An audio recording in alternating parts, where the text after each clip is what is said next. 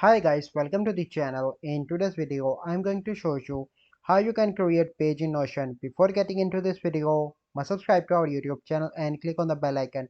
So the first step you simply need to do is to search in Google, that is Notion. Once you search that, you simply need to open the first website, Notion One Workspace, and you need to log in into your account. As you can see that I already logged in, and then you need to click on new page in the left bottom corner, and here you can name your page. You can select empty with icon, empty templates, table, anything. So I'm going to select empty with icon.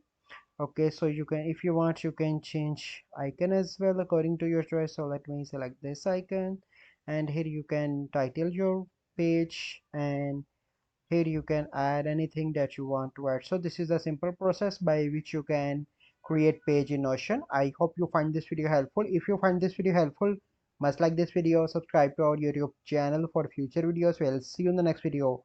Thank you. Have a good day.